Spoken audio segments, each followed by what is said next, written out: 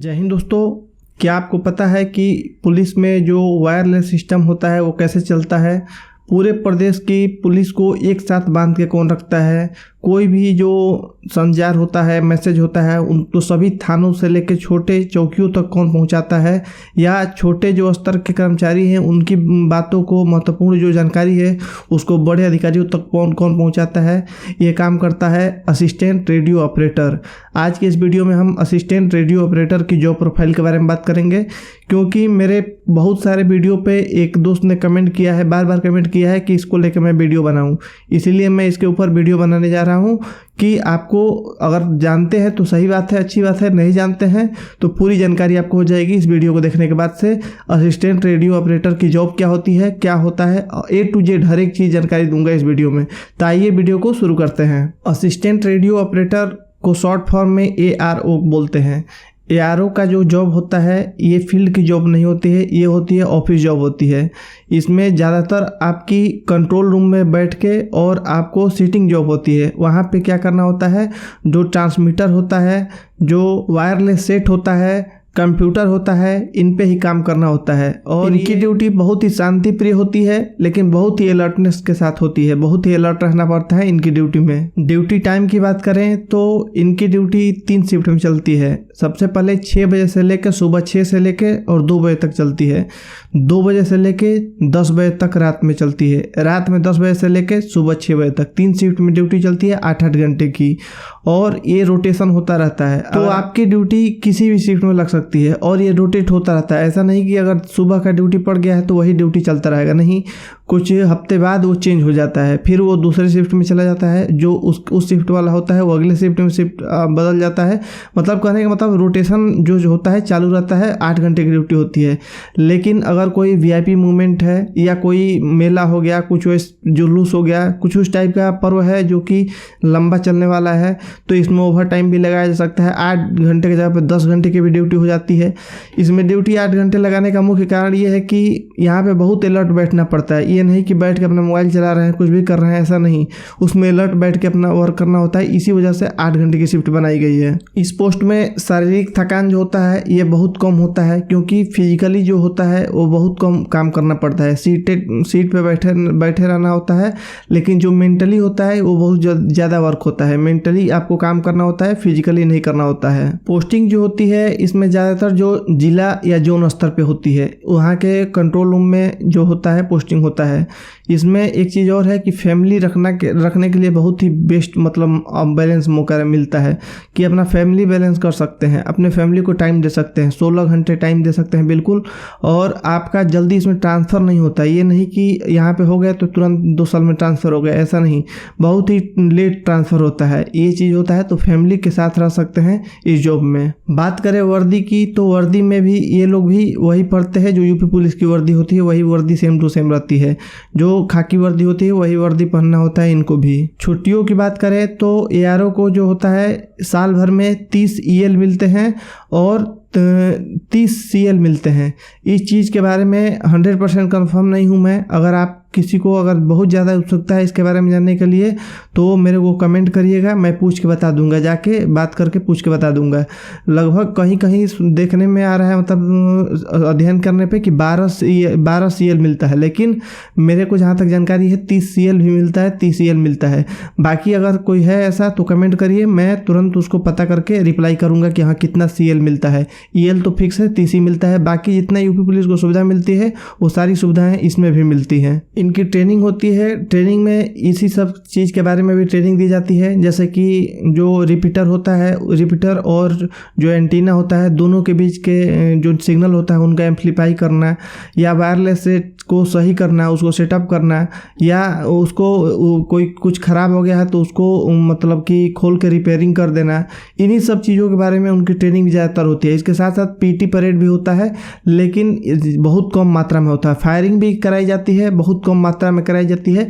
असली ट्रेनिंग यही होता है वायरलेस के बारे में। अब बहुत ही सरल भाषा में मैं आपको इनका काम बता दूं तो काम यह होता है कि कोई जिला है तो वहाँ का जो एक विभाग बना होता है, जैसे पुलिस विभाग है, तो पुलिस विभाग में क्या होता है कि जो ऊपर से मान लीजिए कप्तान साहब का कोई आदेश है, कप्तान साहब का जो आदेश है उसको सभी थानों पे पहुंचाना है, तो इनका जो वायरलेस सिस्टम लगा रहता है वो एक कंट्रोल रूम बना रहता है, एक जगह जहाँ कंट्रोल रूम रहता है वहीं पे इनकी ड्यूटी होती है।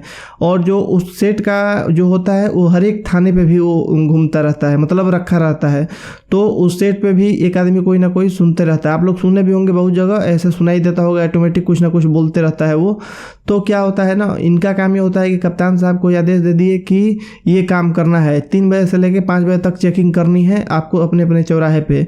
तो ये आदेश जो होता है, इस आदेश को पूरे ज़िले में रोटेशन करना होता है, और 1 मिनट के अंदर ये लोग क्या करते हैं, अपना जो कंट्रोल रूम होता है वहाँ से सेट खोल के और दबा के बोल देते हैं कि सभी थाने ध्यान दें, कप्तान महोदय का ये आदेश है कि पूरे ज़िले में अपने अपने चौराहे पे 2 घंटे की चेकिंग अभियान चलानी है, जिसमें बाइक चेकिंग की जानी है या जो भी हो। इसी प्रकार का एक उदाहरण मैंने दिया। जो भी इम्पोर्टेंट मैसेज होता है वो चीज़ को ये थाने तक सर्कुलेट कर देते हैं। या अगर मान लीजिए थाने पे कोई मैटर हो गया है, कुछ ऐसा चीज़ मिल गया है, कोई ऐसा मैटर हो गया है जिसको जो सर्किल जो आपका जो थाने के इंचार्ज हैं या जो भी सिपाही है जो भी होता है उसको पहुंचाना है जिला मुख्यालय तक, कप्तान साहब तक ये बात पहुंचानी है, जो कि बताना ज़रूरी है। तो क्या करेगा, मान लीजिए कोई ट्रक है, कोई बैरिकेडिंग तोड़ के भाग गया है, इस क्षेत्र से दूसरे थाने के क्षेत्र में घुस गया, भाग गया, तो उसमें मान लीजिए कोई सिपाही नॉर्मल लगा है, तो सिपाही के पास क्या होता है, वायरलेस सेट होता है जो वाकी टाकी टाइप का होता है। उसको क्या करेगा, वो दबा के अपने थाने पे सूचना दे देगा। थाने पे सूचना देगा तो थाने पे जो होता है वायरलेस सेट लगा होता है जो रेडियो फ्रिक्वेंसी पे चलता है, उसको दबा के वो बोल सकते हैं कि ये फलाना थाने से ये ट्रक नंबर ये बैरिकेडिंग तोड़ के भाग गया है, संदिग्ध है, इसको पकड़ने के लिए वो किया जाए। तो ये जो वायरलेस सेट पे ये मैसेज कंट्रोल रूम तक पहुंच जाता है, जिला का कंट्रोल रूम होता है। जिला का कंट्रोल रूम जो होता है वो क्या करता है कि ये मैसेज को कप्तान साहब तक पहुंचा देता है। बाकी कप्तान साहब जो आदेश देना होता है उसके अगले थाने को, चाहे जैसे जो भी निर्णय लेते हैं उसको पहुंचाना। तो आपको कहने का मतलब ये है कि जो माध्यम होता है, जो पुलिस विभाग का जो थानों से लेकर और मुख्यालय तक के बीच के बात को पहुंचाने का माध्यम होता है, वही काम करता है रेडियो ऑपरेटर या असिस्टेंट रेडियो ऑपरेटर। इनकी जॉब जो होती है हेड कांस्टेबल रैंक की होती है माना जाता है, और सैलरी भी उसी के अकॉर्डिंग मिलती है। अगर किसी जिला में कोई रेडियो असिस्टेंट रेडियो ऑपरेटर है, वहाँ का प्रभारी जो होता है, कंट्रोल रूम बना होता है, उस कंट्रोल रूम का प्रभारी जो होता है इंस्पेक्टर रैंक का होता है। इनका अलग ही सब कुछ चलता है, जैसे कि इनका डीजीपी जो होते हैं वो भी अलग ही होते हैं, इनके लिए अलग से होते हैं। तो हर एक सिस्टम इन लोगों का अलग चलता है पुलिस से, लेकिन पुलिस से ही संबंधित होते हैं ये लोग भी। और जिले में अगर मुख्यालय है तो कप्तान साहब के अंदर ही काम करेंगे। अगर जोन में अगर मुख्यालय है तो जोन के जो प्रभारी होंगे, डीआईजी साहब होंगे, उनके ही अंदर में ये लोग काम करेंगे जो बताएंगे। सेम टू सेम यही काम जोन स्तर पे भी होता है। अगर जोन में अगर ट्रांसफर अगर हो गया है, पोस्टिंग है, तो जोन से जो मैसेज होगा है जरूरी सभी जिलों को सर्कुलेट करना होता है। तो वहाँ से कंट्रोल रूम का जो मैसेज होगा, जो डीआईजी साहब का, आईजी साहब का, उस मैसेज को पूरे जिले में, जैसे 10 जिलों में लगा है, 10 जिलों में सर्कुलेट कर देंगे। तो ये चीज़ काम होता है इन लोगों का, कंप्यूटर रेडियो ऑपरेटर का। एक चीज़ और बता दूं, जब वायरलेस सही काम है तो वायरलेस का फ्रिक्वेंसी चेक करना, उसको सेटअप करना, उसका कैसे मतलब नेटवर्क आ रहा है नहीं आ रहा है, एम्पलीफाई करना, हर एक चीज़ के बारे में उन लोगों को डीप में जानकारी होती है, क्योंकि ट्रेनिंग मिली होती है इसी चीज़ की। तो आपको ये बताने की ज़रूरत नहीं है कि इन सब चीज़ का रख रखाव भी, इनका हर चीज़ मेंटेनेंस, इनका रिकॉर्ड बुक मैनेज करना, ये सारा भी काम होता है। और ये काम भी यही कहते हैं एआरओ ही करते हैं। कई बार क्या होता है कि इनकी जॉब बहुत ही मतलब सिक्योर होती है, लेकिन एक प्रकार से देखा जाए तो बहुत ही महत्वपूर्ण होती है। अगर मान लीजिए अगर आप एआरओ हैं, अगर आप बैठे हैं सेट पे, रात का समय है, कोई ऐसा मैसेज है, तो आपको सही भाषा में, जो भाषा में बताया गया उसी भाषा में सर्कुलेट करना होता है, तो उसको किया जाता है। जैसे अगर हम लोग भी कोई काम होता है, मान लीजिए कि कोई ऐसा मैटर है जो सभी थानों को पहुंचाना ज़रूरी है, तो क्या करते हैं हम लोग, उस लेटर बना लेते हैं, लेटर बना के लेके जाते हैं कप्तान साहब के पास। कप्तान साहब उस चीज़ को देखते हैं, साइन कर देते हैं, साइन करके देंगे हमको, तो हम क्या करेंगे, उसको आरटी लिख देते हैं। उस पर आरटी लिख देंगे ना, तो आरटी का मतलब यही होता है, रेडियो ट्रांसमीटर शायद होता है।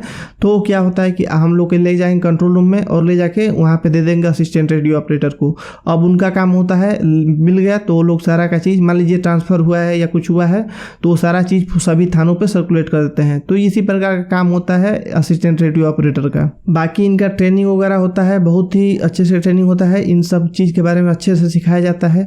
जो जितना अच्छा सीखा रहता है उसका पोस्टिंग उतना ही अच्छे जगह पे होता है। अगर आपकी जानकारी अच्छी है तो आपकी पोस्टिंग अच्छे जगह पे हो जाएगी, आप नज़र में आ जाएंगे अधिकारियों के। इसमें जो प्रमोशन होता है, प्रमोशन भी यूपी पुलिस की तरह नॉर्मल ही होता है। 8 साल 7 साल लगते हैं आपको जो होता है हेड कांस्टेबल से दरोगा बनने में, दरोगा के बाद से इंस्पेक्टर बनने में। तो इस प्रकार से ही यूपी पुलिस टाइप का ही ये भी काम होता है सब कुछ। बस ये काम इन लोगों का होता है, डेस्क का काम होता है।